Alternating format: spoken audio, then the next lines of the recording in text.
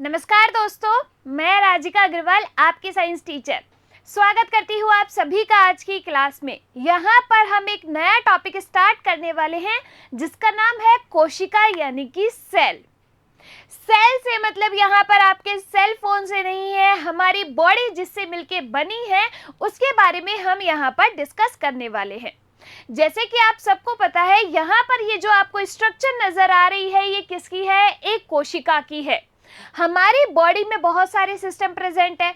जैसे आपको पता है कि एक दीवार जो है बहुत सारी छोटी छोटी ईंटों से मिलके अपन की एक दीवार बनी होती है, ऐसे ही हमारी जो बॉडी है वो छोटी छोटी कोशिकाओं से मिलके बनी है। ये जो कोशिकाएं हैं वो मिलके क्या बनाती हैं? ये मिलके बनाती है ऊतक, और ये ऊतक मिलके किसका निर्माण करते हैं? अंगों का निर्माण करते हैं, और अंग मिलके हमारे अंग तंत्र का निर्माण करते हैं, यानी कि सिस्टम बनाते हैं। ठीक है भाई, सिस्टम बनाते हैं। यहाँ पे अपना सिस्टम बन चुका है किससे? कोशिकाओं से। तो ये जो कोशिका है, अब दिमाग में सबसे पहले क्वेश्चन यही आता है कि जो कोशिका की खोज है वो की किसने? तो एक साइंटिस्ट थे जिनका नाम था रॉबर्ट हुक। इन्होंने मृत कोशिका की खोज की। अब किसके अंदर मृत कोशिका की खोज की? आप कभी कैफे या रेस्टोरेंट गए हो तो वहां पर जो बोतल होती है वहां पर एक लकड़ी का उसके ऊपर ढक्कन लगा रहता है, प्लास्टिक वाला नहीं, लकड़ी वाला। अगर आपने देखा हो तो वो जो ढक्कन लगा रहता है उसे अपन कहते हैं कार्क। इसके अंदर इन्होंने जो है मृत कोशिका की खोज की, रॉबर्ट हुक ने। इसीलिए इनको क्या कहा जाता है? कोशिका विज्ञान का जनक कहा जाता है। एग्जाम में पूछे जाने वाला क्वेश्चन। दूसरी चीज कि इन्होंने मृत कोशिका के अंदर की कोशिका विज्ञान का जनक हमने इन्हें कह दिया। कोशिका की स्टडी को कहा जाता है साइटोलॉजी। क्या कहा जाता है? साइटोलॉजी कहा जाता है। तो आप कह सकते हैं कि फादर ऑफ साइटोलॉजी कौन है? आपके रॉबर्ट हुक है। इनकी एक पुस्तक है जिसका नाम है माइक्रोग्राफिया। इसके अंदर इन्होंने जो है इसका क्या किया? वर्णन किया। ठीक है भाई, कोशिका की खोज इन्होंने कर दी और माइक्रोग्राफिया के अंदर इसका वर्णन कर दिया। किसमें की? मृत कोशिका के अंदर की। अब ये जो आपको यहाँ पर स्ट्रक्चर नजर आ रही है वो किसकी है? तो ये जो स्ट्रक्चर है वो है आपकी सेल की। देखिए, जीवन की मूलभूत इकाई है कौन? आपकी कोशिका, यानी कि संरचनात्मक और क्रियात्मक इकाई है। संरचनात्मक कैसे है? क्योंकि हमारी पूरी बॉडी जो बनी है वो किससे मिलके बनी है? कोशिका से मिलके बनी है। क्रियात्मक इकाई क्यों है? क्योंकि हमारी बॉडी में जितने भी फंक्शन हो रहे हैं वो किसकी वजह से? इन सेल की वजह से ही तो हो रहे हैं। अब बहुत तरह की कोशिकाएं हमारी बॉडी के अंदर प्रेजेंट होती है। जैसे कि हम देखें, न्यूरॉन सेल है हमारे अंदर। जैसे कि हर एक जो ऑर्गन है वो किससे मिलके बना है? कोशिकाओं से ही तो मिलके बना है। तो देखिए, रॉबर्ट हुक ने मृत कोशिका के अंदर सबसे पहले खोज की। इन्हें क्या कहा जाता है? फादर ऑफ साइटोलॉजी कहा जाता है। अपनी पुस्तक माइक्रोग्राफिया के अंदर इन्होंने इसका वर्णन किया। आगे देखिए, आगे है कि आधुनिक कोशिका विज्ञान के जनक किसे कहा जाता है? तो दूसरा क्वेश्चन आपके एग्जाम में पूछे जाने वाला यही है कि आधुनिक कोशिका विज्ञान के जनक कौन है? तो वो है आपके श्वानसन। अब देखो, जो आपके मृत कोशिका की खोज थी वो तो किसने की? भाई रॉबर्ट हुक ने कर ली। जीवित कोशिका की खोज किसने की? तो एंटोनी वॉन ल्यूवेनहॉक ने जीवित कोशिका की खोज की। इसके साथ साथ जो ये ल्यूवेनहॉक साहब थे, इन्होंने और भी चीजों की खोज की। अगर आपके एग्जाम में क्वेश्चन पूछा जाए कि आरबीसी की खोज किसने की, प्रोटोजोआ की खोज किसने की, बैक्टीरिया की खोज किसने की, या फिर स्पर्म यानी कि शुक्राणु कोशिका की खोज किसने की, तो किसने की? ल्यूवेनहॉक साहब ने ही करी। ठीक है, किस किस की? देखो, आरबीसी जिन्हें अपन कहते हैं लाल रक्त कोशिकाएं। इसके बाद जो है प्रोटोजोआ। प्रोटोजोआ के अंदर आपका जैसे अमीबा आ गया, पैरामीशियम आ गया। इसके बाद आपके बैक्टीरिया की खोज किसने की? एंटोनी वॉन साहब ने ही की। और साथ के साथ शुक्राणु कोशिका की खोज भी किसने की? आपके ल्यूवेनहॉक साहब ने ही की। देखिए इधर, इनकी पुस्तक अर्काना नेचुरे के अंदर इन्होंने इसका वर्णन किया।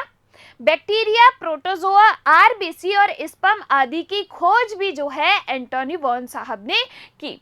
यहाँ पर ये जो है वो क्या है? अपना बैक्टीरिया है। ये है आपकी स्पर्म सेल जो कि मेल्स के अंदर पाई जाती है, यानी कि ये क्या है, नर युग्मक है। ये है यहाँ पर आपके आरबीसी, रेड ब्लड सेल्स, लाल रक्त कोशिकाएं, जो कि गैसियस एक्सचेंज का कार्य करती है। इनके पास क्या होता है, हीमोग्लोबिन, जो कि ऑक्सीजन का ट्रांसपोर्ट करता है। और यहाँ पर जो था वो है अपना क्या, प्रोटोजोआ। ठीक है, चलिए आगे चलते हैं। एक थ्योरी यहाँ पर हमको देखनी है, कोशिका सिद्धांत यानी कि सेल थ्योरी। सेल थ्योरी जो है आपकी किसने दी, कोशिका सिद्धांत किसने प्रतिपादित किया, तो स्लाइडेन और श्वान ने जो है कोशिका सिद्धांत प्रतिपादित किया।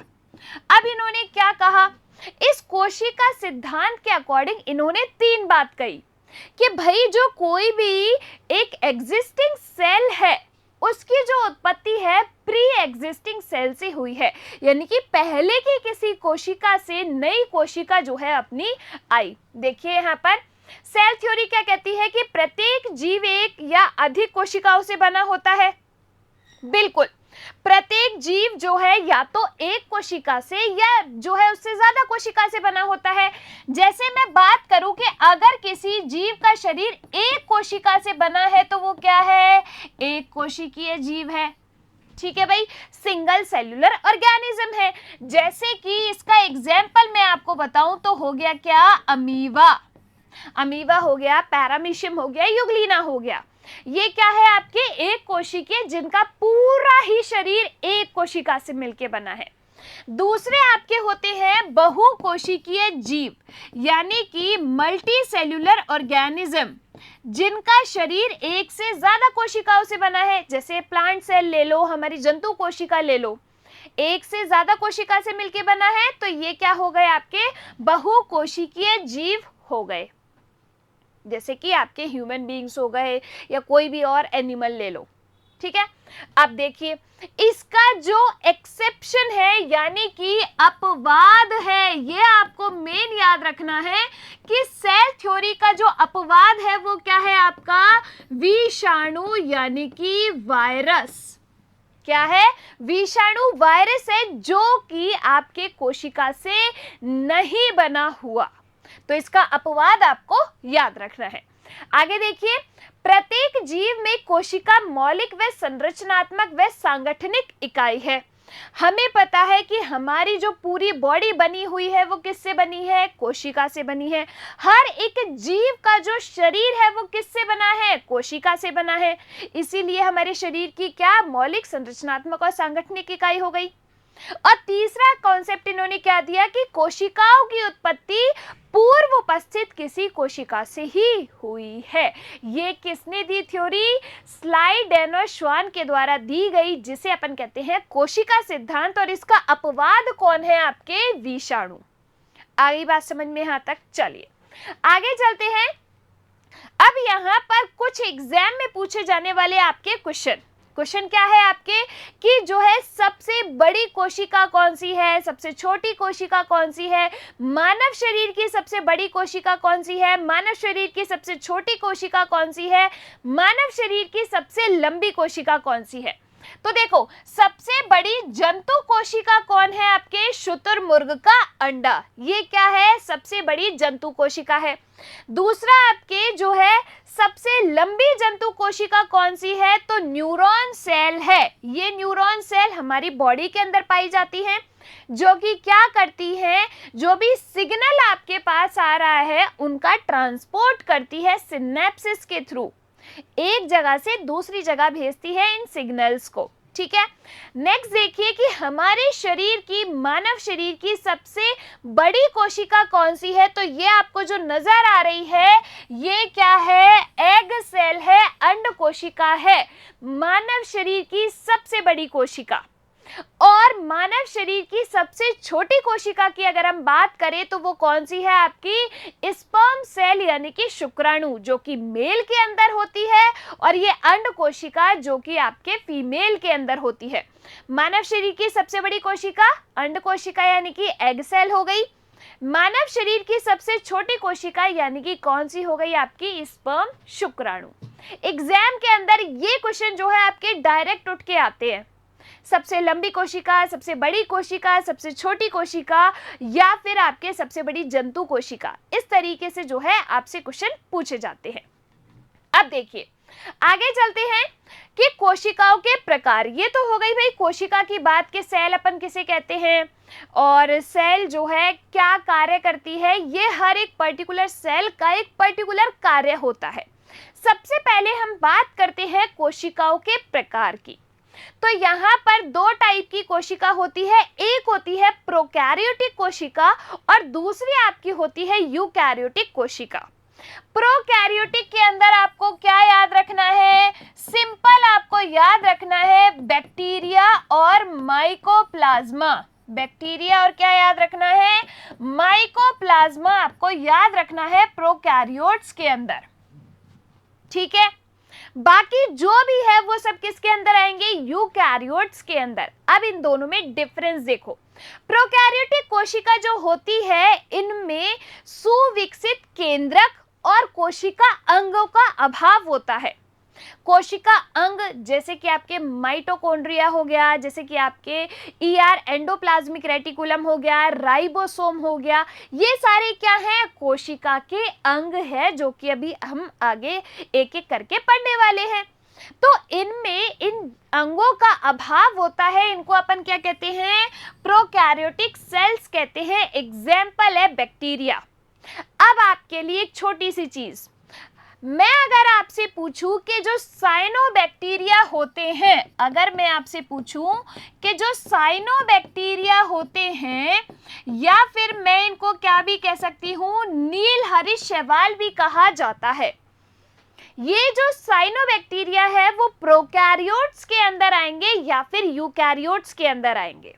तो देखो ये जो आपके साइनोबैक्टीरिया होते हैं वो आते हैं किसके अंदर, यूकैरियोटिक के अंदर आते हैं। आप कहोगे कि मैम अभी तो आपने कहा कि बैक्टीरिया तो प्रोकैरियोट्स में है, तो फिर ये यूकैरियोटिक में कैसे आ गया।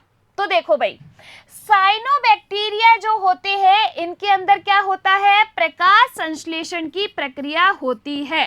साइनोबैक्टीरिया क्या करते हैं, फोटोसिंथेसिस की प्रोसेस करते हैं। जैसे कि आपके प्लांट्स क्या करते हैं, क्लोरोफिल की उपस्थिति में, सूर्य के प्रकाश की उपस्थिति में जो है क्या करते हैं, अपनी ऊर्जा का निर्माण करते हैं। इसी तरीके से ये जो साइनोबैक्टीरिया होते हैं ये भी फोटोसिंथेसिस करते हैं। अब फोटोसिंथेसिस हो रहा है यानी कि इसमें कोशिका अंग मौजूद होगा, यानी कि ये किसके अंदर आ जाएंगे, यूकैरियोटिक कोशिकाओं के अंदर आ जाएंगे। तो प्रोकैरियोट और यूकैरियोट में क्या डिफरेंस है कि प्रोकैरियोट के अंदर सुविकसित केंद्रक नहीं होता, कोशिका अंगों का अभाव होता है, जबकि यूकैरियोटिक कोशिकाओं के अंदर सुविकसित केंद्रक भी होता है और कोशिका अंग भी मौजूद होते हैं। ठीक है, एग्जाम्पल जैसे कि आपके जंतु कोशिका, पादप कोशिका। चलिए अब यहाँ पर हम देखते हैं कोशिका के भाग कि कोशिका के अंदर कौन कौन से भाग होते हैं। सबसे पहले आपको एक जो चीज यहाँ पर ध्यान रखनी है वो जंतु कोशिका और पादप कोशिका के बीच में अंतर। क्या, जंतु कोशिका और पादप कोशिका के बीच में अंतर। देखो भाई, पादप कोशिका यानी कि प्लांट सेल, इनके अंदर जो है क्या पाई जाती है, कोशिका भित्ति पाई जाती है, यानी कि सेल वॉल पाई जाती है। ठीक है, जबकि जंतु कोशिका के अंदर कोशिका भित्ति यानी कि जो सेल वॉल है वो नहीं पाई जाती। अब ठीक है भाई, पहली चीज तो अपन को ये समझ में आ गई कि इनके अंदर है सेल वॉल। ये जो सेल वॉल होती है वो सबसे बाहरी परत होती है। जैसे कि मान लीजिए कि ये क्या है, आपकी एक सेल है, तो ये जो सबसे बाहरी है ना लेयर, ये कौन सी है, तो यहाँ पर ये है आपकी सेल वॉल। ये क्या है, सेल वॉल है। तो ये यहाँ पर प्लांट सेल में सेल वॉल हो गई, कोशिका भित्ति हो गई, तो सबसे बाहरी सतह तो ये हो गई। लेकिन इसके अंदर जो सतह होती है उसको अपन कहते हैं क्या, कोशिका झिल्ली। क्या कहा जाता है, कोशिका झिल्ली कहा जाता है। ठीक है, इंग्लिश में अपन इसको कहते हैं सेल मेम्ब्रेन। ठीक है। अब जब मैंने आपसे कहा कि जंतु कोशिकाओं में कोशिका भित्ति क्या होती है, एब्सेंट होती है, तो जंतु कोशिकाओं के अंदर सबसे बाहरी परत जो होगी वो कौन सी होगी, कोशिका झिल्ली होगी, सेल मेम्ब्रेन ही होगी। अब इन दोनों में डिफरेंस क्या है, सेल वॉल में और सेल मेम्ब्रेन में। अक्सर बच्चे जो है इस चीज में कंफ्यूज रहते हैं कि मैडम सेल वॉल और सेल मेम्ब्रेन में डिफरेंस क्या, दोनों एक ही तो चीज होगी? नहीं, देखो ये जो कोशिका झिल्ली होती है ये बिल्कुल परमिएबल होती है, हर किसी को बाहर से अंदर, जो मॉलिक्यूल्स होते हैं सेल के अंदर उनको बाहर से अंदर, अंदर से बाहर जाना अलाउ कर देती है। यानी कि जो आपकी सेल वॉल है, सबसे बाहरी लेयर, वो सभी को अलाउ कर देगी, ये पारगम्य होती है। पादप कोशिकाओं में ये सबसे बाहरी झिल्ली होती है, जबकि ये जो जंतु कोशिका होती है इसमें कोशिका भित्ति प्रेजेंट ही नहीं होती, इसीलिए कोशिका झिल्ली इसमें सबसे बाहरी सतह होती है।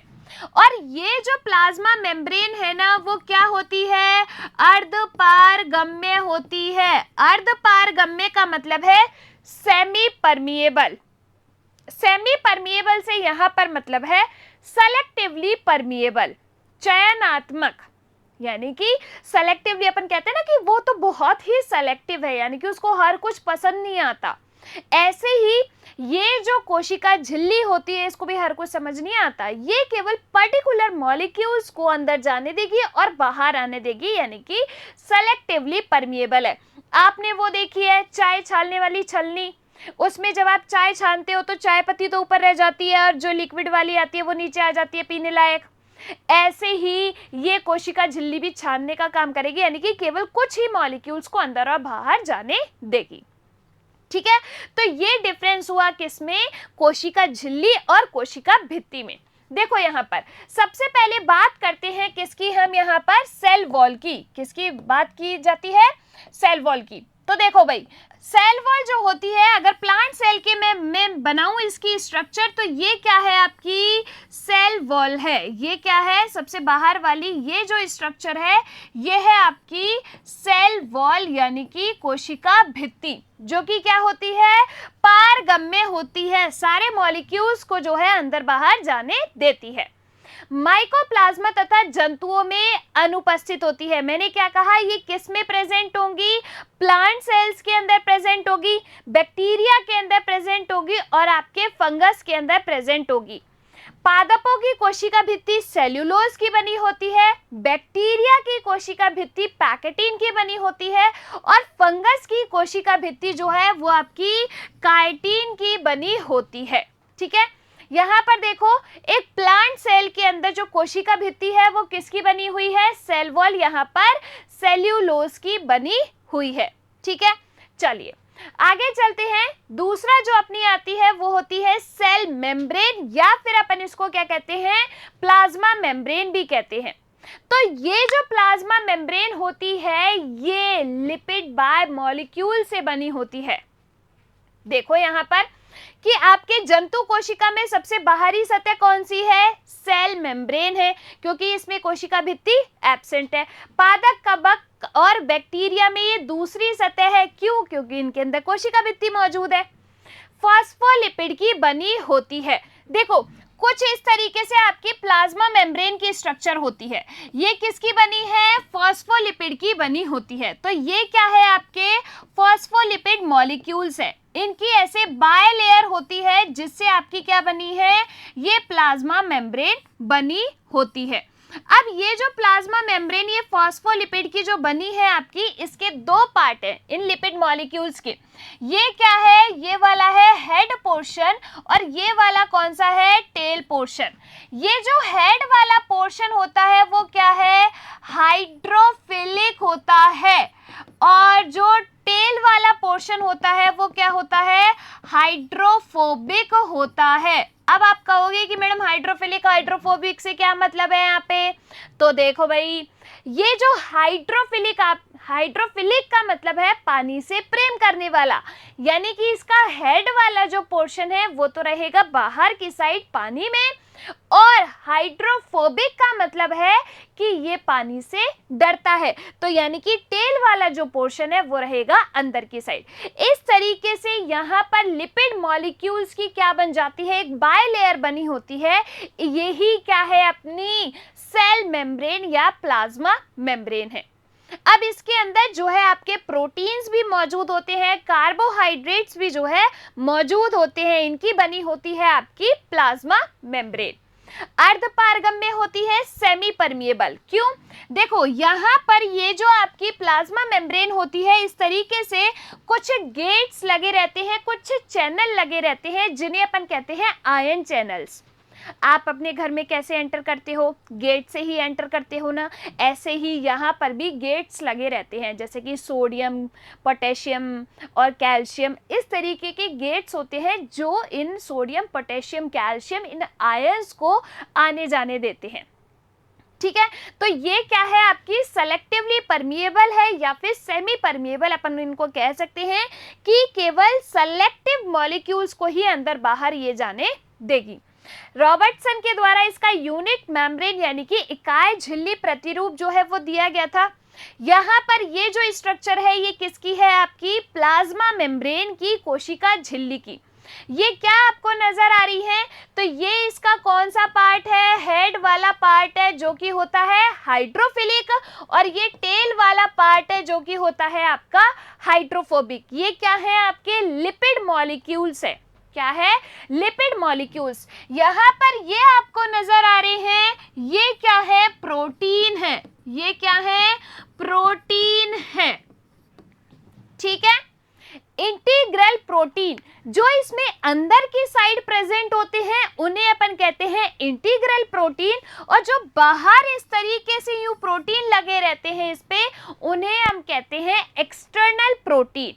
ठीक है, इतना सा आप याद रखिए कि ये आपके क्या है, प्रोटीन मॉलिक्यूल्स है। अब आपके एग्जाम में दूसरा क्वेश्चन क्या बन सकता है कि ये जो प्लाज्मा मेम्ब्रेन है इसका तरल मोज़ेक मॉडल किसने दिया, तो सिंगर और निकोलसन ने। इन्होंने क्या कहा कि आपकी ये जो प्लाज्मा मेम्ब्रेन है ना, जो कि आपके प्रोटीन से बनी है, आपके लिपिड मॉलिक्यूल से बनी है, कार्बोहाइड्रेट से बनी है, ये क्या करते हैं, इसको एक तरल रूप प्रदान करते हैं।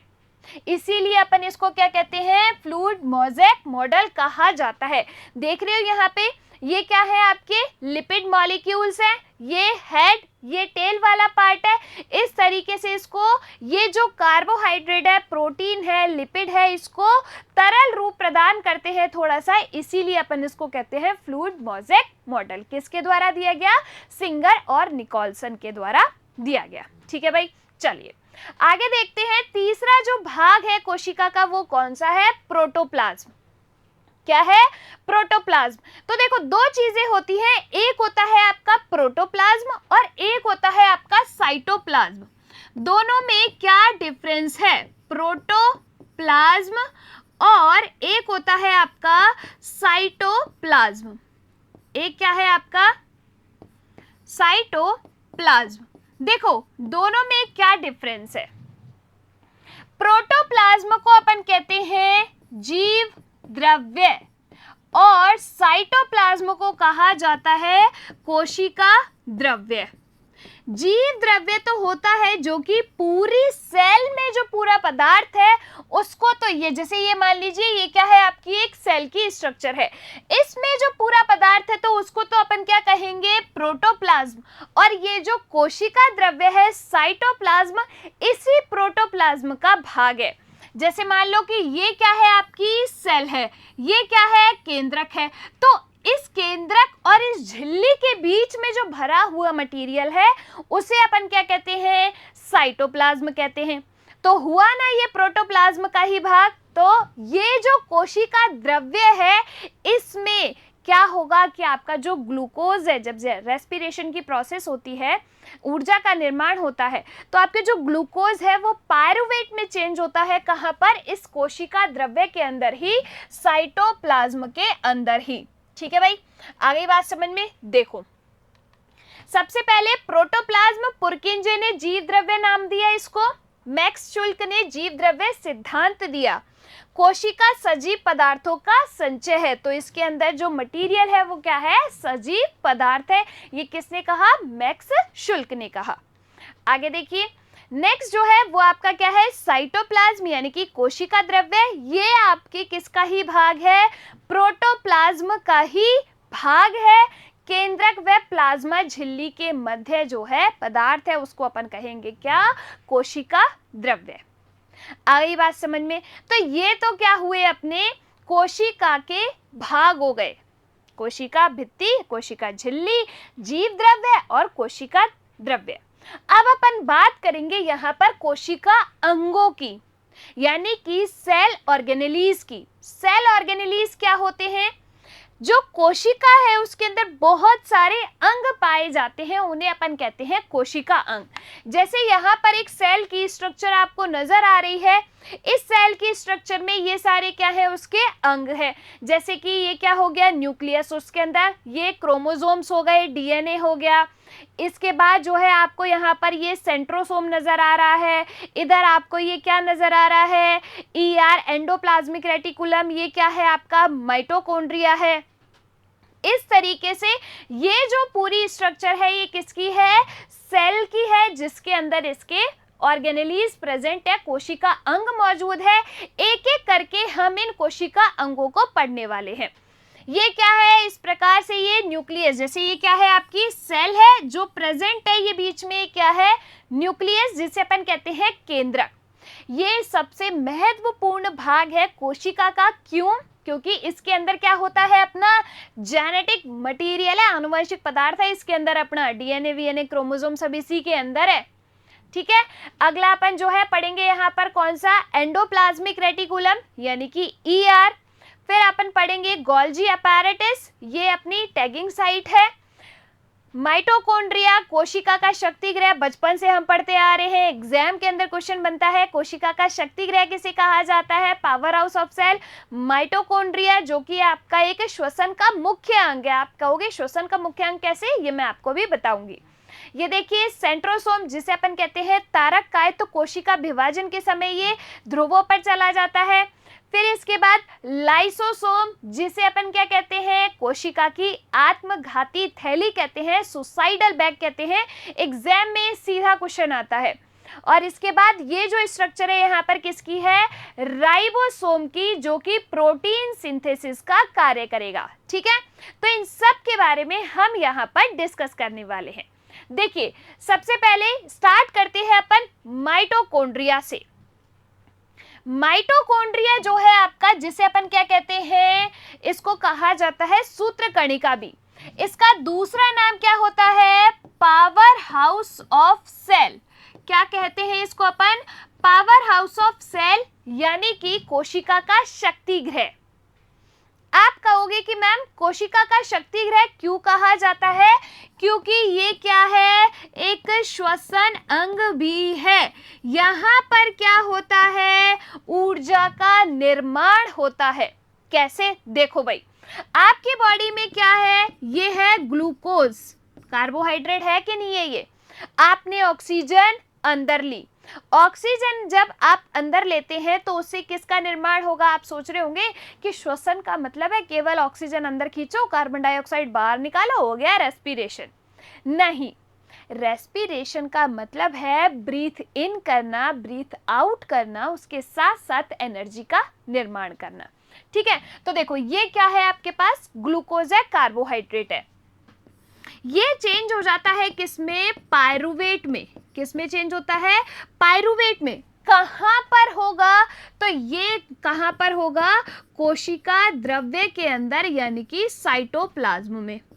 सबसे पहली चीज, अब जब वायवीय श्वसन होता है, यानी कि एरोबिक रेस्पिरेशन, ऑक्सीजन अंदर आ रही है, ऑक्सीजन की उपस्थिति में होगा एरोबिक रेस्पिरेशन, तो ये पायरुवेट से किस में बदल जाता है, ये निर्माण करता है ऊर्जा का, कार्बन डाइऑक्साइड का और जल का।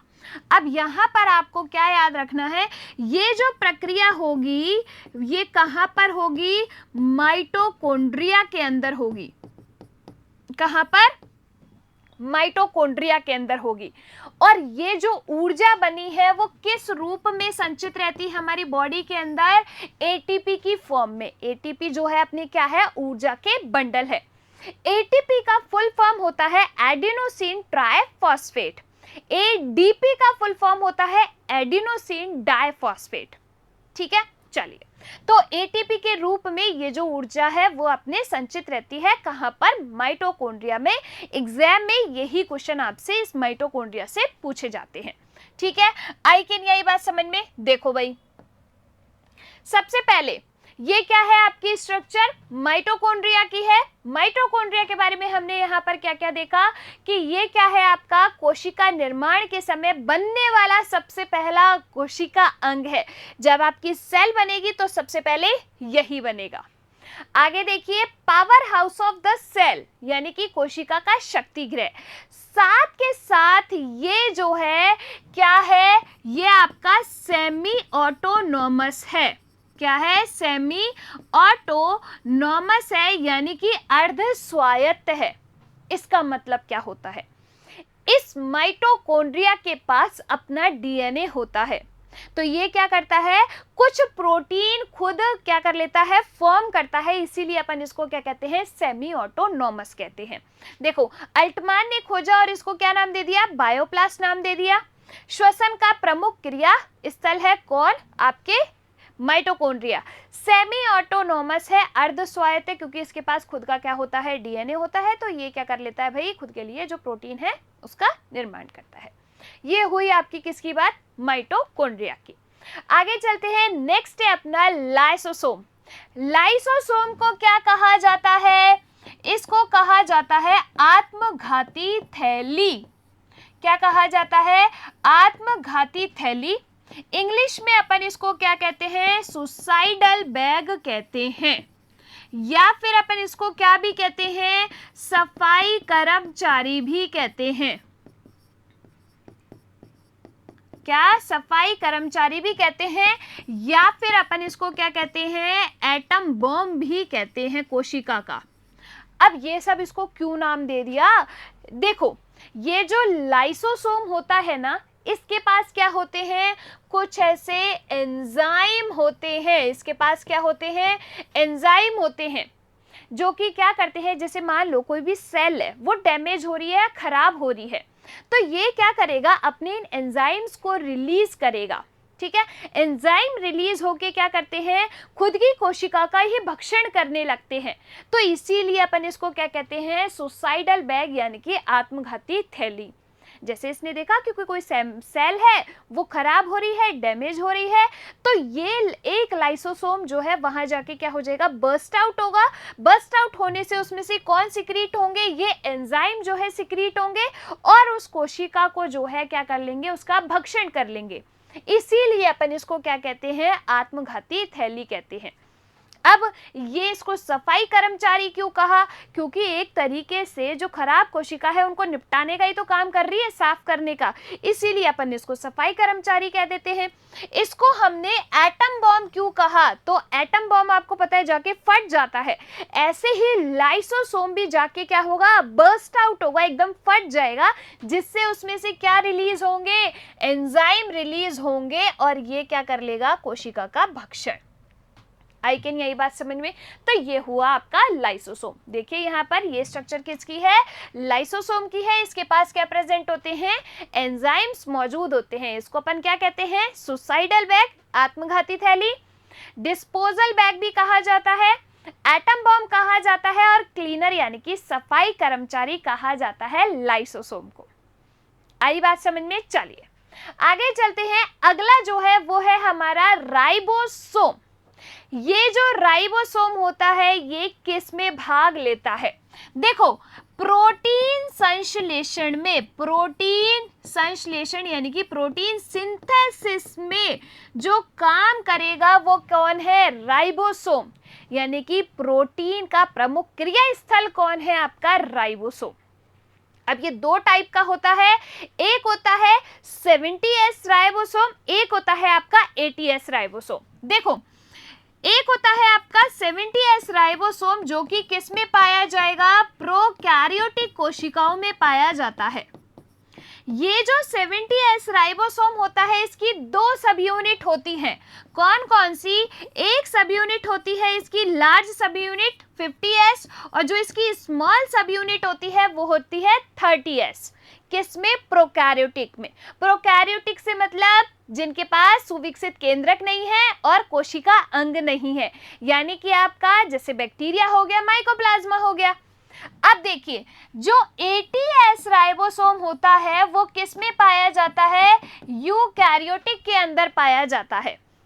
इसकी जो 2 सब यूनिट होती है वो कौन कौन सी होती है? एक होती है 60S और दूसरी आपकी होती है 40S सब यूनिट। ये क्या करेगा? प्रोटीन सिंथेसिस का काम करता है, इसीलिए अपन इसको क्या कहते हैं? प्रोटीन का कारखाना कहा जाता है। किसको? राइबोसोम को। देखो भाई, इसकी खोज किसने की? पैलाडे ने की। कोई मेम्ब्रेन नहीं पाई जाती है इसके ऊपर। 2 प्रकार का ribosome, 70S 80S। 70S prokaryotes में, 80S आपके यूकैरियोटिक में। 70S की 2 सब यूनिट 50S और 30S।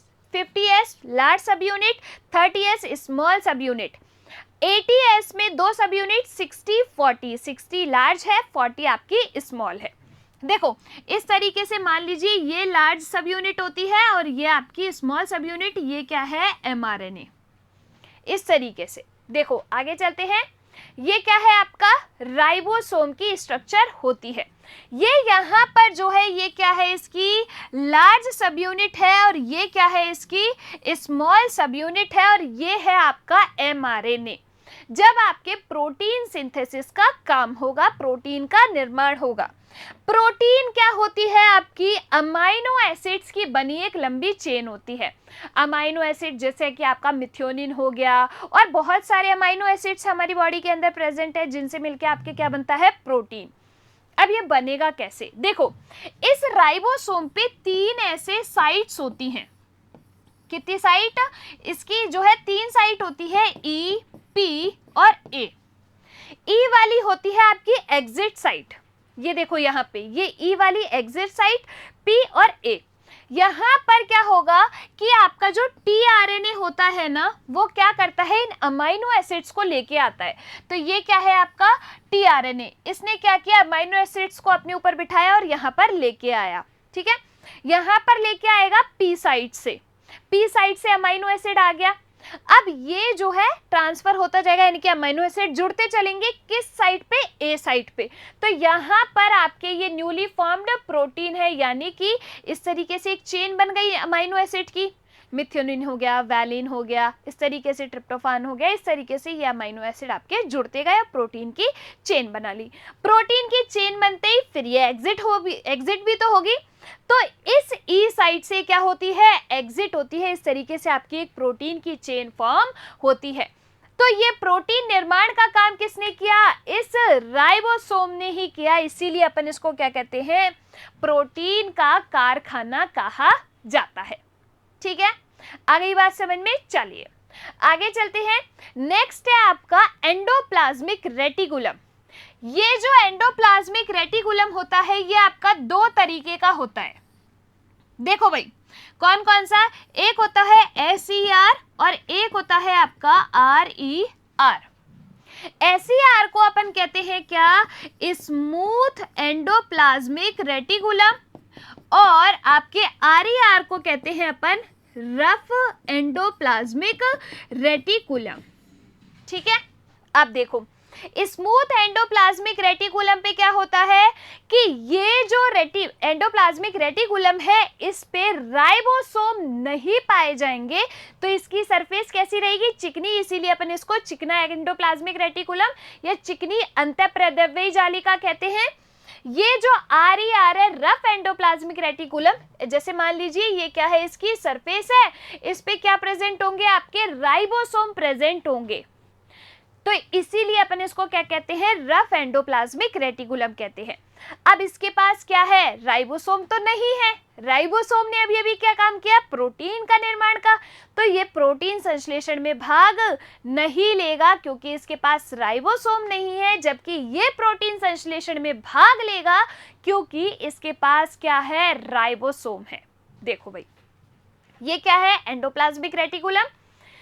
अंतः संचारित तंत्र है ये, कोशिका का अंतः कंकाल इसे कहा जाता है। ये आपका जो होता है वो दो प्रकार का है, एसईआर और आरईआर। जो एसईआर होता है उसकी सतह पर राइबोसोम अनुपस्थित, तो प्रोटीन संश्लेषण में भाग नहीं लेंगे, लिपिड का स्त्राव करेगा, जबकि जो आपका रफ एंडोप्लाज्मिक रेटिकुलम है, राइबोसोम उस पर उपस्थित होते हैं, प्रोटीन संश्लेषण में भाग लेगा। ठीक है, आई यहां तक बात समझ में? चलिए आगे चलते हैं। ईआर जो है वो आरबीसी और स्पर्म में अनुपस्थित होता है। अगर आपसे पूछा जाए कि एंडोप्लाज्मिक रेटिकुलम जो है वो किस में अनुपस्थित, तो आरबीसी रेड ब्लड सेल्स और स्पर्म के अंदर अनुपस्थित होता है। यूकैरियोटिक कोशिकाओं में पाई जाती है। ग्लाइकोजन भंडारण के लिए स्थान प्रदान व स्त्रावण में सहायक होता है। कौन? आपका ईआर, एंडोप्लाज्मिक रेटिकुलम। आगे देखते हैं। नेक्स्ट है आपका न्यूक्लियस केंद्रक। ये जो केंद्रक होता है वो आपके कोशिका का मुख्य अंग है। कैसे? क्योंकि इस न्यूक्लियस, ये जो सेंटर में है ये क्या है? आपका न्यूक्लियस। ये जो न्यूक्लियस होता है इसके पास क्या होते हैं? डीएनए है। इसके पास क्या है? डीएनए, जो कि आपका आनुवंशिक पदार्थ है। इसमें अंदर क्या मौजूद होते हैं? क्रोमोसोम यानी कि गुणसूत्र मौजूद होते हैं। और ये गुणसूत्र किसके ही तो बने हैं? अपने डीएनए के ही तो बने होते हैं। तो ये जो गुणसूत्र है वो इस न्यूक्लियस के अंदर प्रेजेंट होते हैं और जो ही एक जनरेशन से दूसरे जनरेशन में पास ऑन होते हैं। इसीलिए इसके पास क्या है? हमारा आनुवंशिक पदार्थ है, इसीलिए अपन इसको इतनी इंपॉर्टेंस दे रहे हैं। ठीक है, देखो भाई, इसके पास जो है केंद्रिका भी मौजूद होती है। ये क्या है? मान लीजिए एक सेल की स्ट्रक्चर है और ये उसका क्या है? न्यूक्लियस है। इस न्यूक्लियस के अंदर आपको क्या नजर आ रहे हैं? ये क्रोमोसोम्स नजर आ रहे हैं। ये क्या है? क्रोमोसोम। ये क्रोमोसोम की स्ट्रक्चर है। ये जो क्रोमोसोम है वो किससे मिलके बना है? डीएनए से मिलके बना है। और ये जो जीन वाला पार्ट होता है ये क्या है?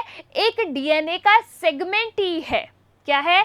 डीएनए का एक सेगमेंट है, उसे अपन क्या कहते हैं? जीन कहते हैं, जो कि हमारी क्या है? आनुवांशिकता की इकाई है। क्या है? आनुवांशिकता की इकाई जो है वो अपनी कौन है? जीन है। ठीक है भाई, आ गई बात समझ में? चलो आगे चलते हैं कि इसकी खोज किसने की? रॉबर्ट ब्राउन ने की। साथ के साथ ये जो अपना केंद्रक होता है इसकी स्टडी को क्या कहा जाता है? कैरियोलॉजी कहा जाता है। हिंदी में भी लिख देती हूँ इधर, कैरियोलॉजी कहा जाता है। कोशिका की स्टडी को क्या कहा जाता है? साइटोलॉजी कहा जाता है। देखो, समस्त जैविक प्रक्रियाएं नियंत्रित करता है। केंद्रक द्रव्य, केंद्रक आवरण, क्रोमेटिन, केंद्रिका उपस्थित होते हैं। केंद्रक कला पर सूक्ष्म छिद्र उपस्थित होते हैं और इसकी स्टडी को कैरियोलॉजी कहा जाता है। ठीक है, केंद्रक की स्टडी को। आगे चलते हैं। चलिए नेक्स्ट अपना आता है गोल्जी अपैरेटस यानी कि गोल्जी उपकरण। तो ये जो गोल्जी उपकरण है ये क्या है? अपनी टैगिंग साइट है। क्या है? टैगिंग साइट है। कोई भी मॉलिक्यूल है, प्रोटीन मॉलिक्यूल, उनको अपनी जगह पे पहुंचाने के लिए इसको हम टैगिंग साइट की तरह यूज लेते हैं गोल्जी उपकरण को। देखिए ये किसकी स्ट्रक्चर है? यहाँ पर एक गोल्जी अपैरेटस की यानी कि गोल्जी उपकरण की स्ट्रक्चर कुछ इस प्रकार से होती है और ये हमारे लिए टैगिंग साइट का काम करते हैं। साथ के साथ ये किसका काम करता है? पैकेजिंग का काम करता है। किसका? पैकेजिंग का काम करता है। कौन? आपके गोल्जी अपैरेटस। देखो कैमिलो गोल्जी ने इसकी खोज की थी। मैक्रोमोलिक्यूल्स के प्रक्रियान्वयन का वह प्रोटीन पैकेजिंग का कार्य करता है। तारक काय के निर्माण, तारक काय क्या होता है? अपना सेंट्रोसोम है। क्या है? सेंट्रोसोम। ये जो तारक काय होता है ना, ये कोशिका विभाजित जब होती है, जब समसूत्री अर्धसूत्री विभाजन होता है तो ये कहाँ पर? ध्रुवों पर जाता है। शुक्राणु के एक्रोसोम के निर्माण में देखो कुछ इस तरीके से जो है शुक्राणु की स्ट्रक्चर होती है। ये इसका हेड है, ये नेक है, ये मिडिल पीस है और ये क्या है? फिर इसकी टेल है। ठीक है। ये जो होता है ये वाला पोर्शन, इसको अपन कहते हैं एक्रोसोम, जो कि क्या करता है, एग सेल को जाके फर्टिलाइज करता है। तो शुक्राणु के एक्रोसोम के निर्माण, मेलानिन कणिकाओं के निर्माण, मेलानिन क्या करता है, मेलानिन हमारी जो बॉडी है, हमारा जो स्किन है उसको कलर प्रदान करता है, हमारी स्किन को, हमारे हेयर्स को कलर प्रदान करता है। हार्मोन इंसुलिन के स्रावण में भूमिका होती है किसकी, गोल्जी अपैरेटस की। ठीक है, चलो आगे चलते हैं। नेक्स्ट है अपना सेंट्रोसोम यानी कि तारक काय। कुछ इस प्रकार की इसकी स्ट्रक्चर होती है, 2 जोड़ी तारक केंद्रों की बनी रचना है। डिप्लोसोम भी अपन इसको कहते हैं। सेंट्रोसोम जो शब्द है वो किसने दिया, टी बॉवेरी ने दिया। इसके बाद हम बात करते हैं प्लास्टिड की, जो कि हमारा लास्ट कोशिका अंग है। प्लास्टिड को कहा जाता है लवक। ये जो प्लास्टिड है वो अपने 3 टाइप का यहाँ पर अपन पढ़ने वाले हैं। एक है आपका क्रोमोप्लास्ट, दूसरा है आपका क्या, क्लोरोप्लास्ट,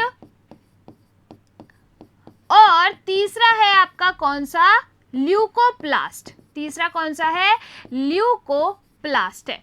ये जो आपका क्लोरोप्लास्ट होता है, इसके पास क्या मौजूद है, क्लोरोप्लास्ट के पास क्लोरोफिल होता है, जो कि आपकी पत्तियों को हरा कलर देता है। उसी क्लोरोफिल की वजह से क्या होता है, प्रकाश संश्लेषण की प्रक्रिया होती है। देखो यहाँ पर क्लोरोप्लास्ट, क्रोमोप्लास्ट, ल्यूकोप्लास्ट, और आपका ये जो खोज है इसकी खोज किसने की, हैकल ने की, और शब्द किसने दिया, शिम्पर ने दिया। अब तीनों में डिफरेंस देखो। जो क्लोरोप्लास्ट होता है उसे अपन कहते हैं हरित लवक। ये क्या करता है, जो पेड़ पौधे हैं उनकी पत्तियों को, तनों को हरा कलर देता है। कौन, क्लोरोप्लास्ट। क्रोमोप्लास्ट कैसा है, ये जो क्रोमोप्लास्ट है वो रंगीन होता है। रंगीन का मतलब ये जो आपके फ्लावर पेटल्स यानी कि फूलों की जो पत्तियां होती हैं, उसके जो भाग होते हैं कलरफुल, उनको कलर प्रदान करने का काम कौन करेगा, क्रोमोप्लास्ट। एक होता है आपका ल्यूकोप्लास्ट। तो ल्यूकोप्लास्ट जो है वो आपका रंगहीन होता है, जड़ों में और तनाओं में खाद्य पदार्थों का भंडारण करता है ल्यूकोप्लास्ट। ठीक है, देखिए यहाँ पर तीनों। सबसे पहले बात करते हैं ल्यूकोप्लास्ट की। रंगहीन होता है, भूमिगत जड़ व तनों में भोज्य पदार्थों का संग्रहण करता है। क्रोमोप्लास्ट जो है वो आपका रंगीन होता है, पुष्प, पत्ती व फल में रंग देता है। जो कलरफुल आपकी पत्तियां होती है वो इस क्रोमोप्लास्ट की वजह से ही होती है। टमाटर में लाइकोपीन और गाजर में कैरोटीन के रूप में प्रेजेंट है।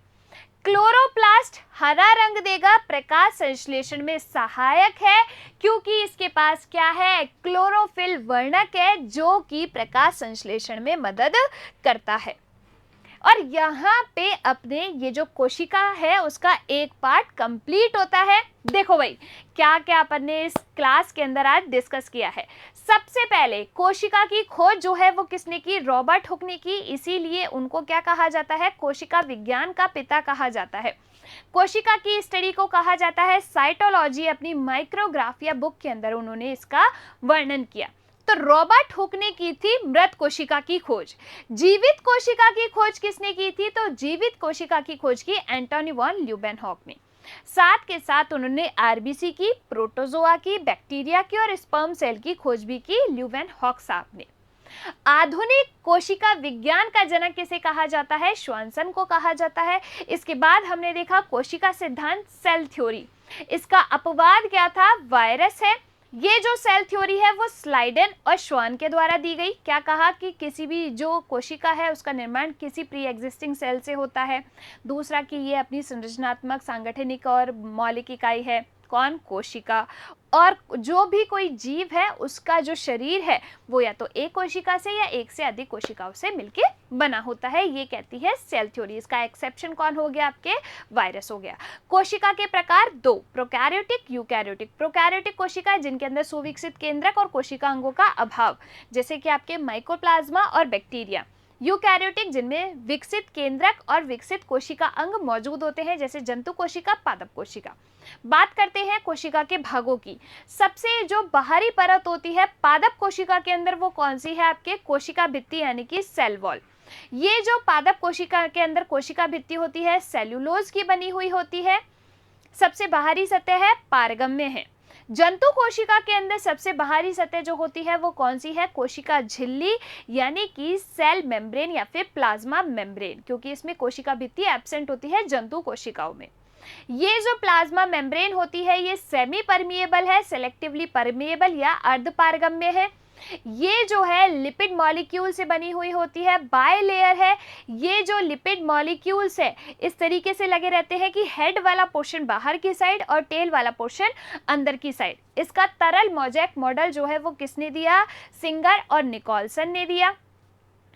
इस मॉडल के अकॉर्डिंग ये जो कार्बोहाइड्रेट है, प्रोटीन है, आपके लिपिड है, इसको प्लाज्मा मेम्ब्रेन को एक तरल रूप प्रदान करते हैं, इसीलिए अपन इसको कहते हैं तरल मोज़ेक मॉडल, सिंगर और निकोलसन के द्वारा दिया गया। तीसरा जो भाग था वो है आपका प्रोटोप्लाज्म यानी कि जीव द्रव्य। तो आपके इस जीव द्रव्य किसे कहते हैं कि जितना भी जो पूरा पदार्थ है कोशिका के अंदर उसको अपन कहते हैं जीव द्रव्य, जबकि साइटोप्लाज्म कोशिका द्रव्य क्या होता है?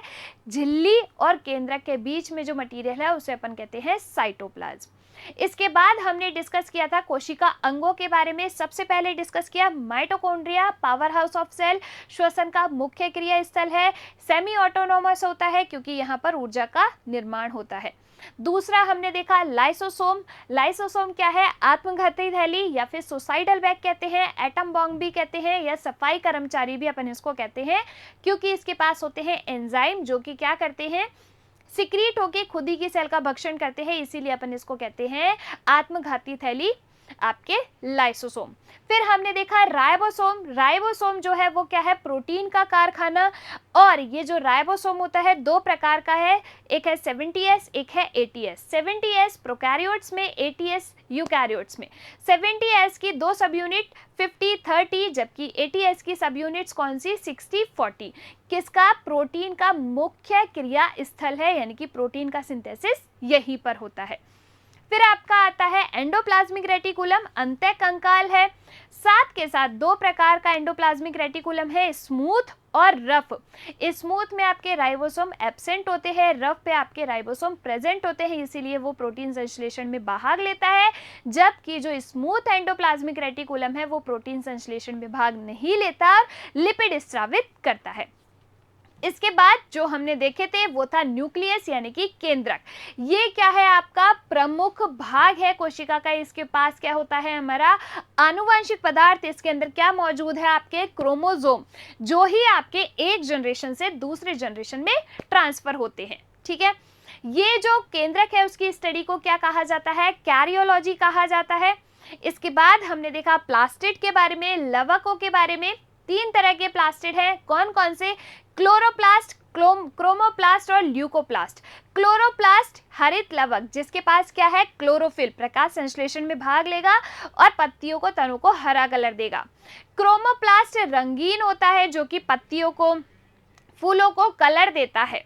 साथ के साथ तीसरा है आपका ल्यूकोप्लास्ट जो कि रंगहीन होता है। ये क्या करता है? भूमिगत जड़ और तनों में खाद्य पदार्थों का भंडारण करता है। इस तरीके से यहाँ पर हमारे कोशिका की और कोशिका अंगों की बात खत्म हुई। अगली क्लास में मिलेंगे न्यूक्लिक अम्लों के साथ, तब तक आप इसको रिवाइज करते रहिए।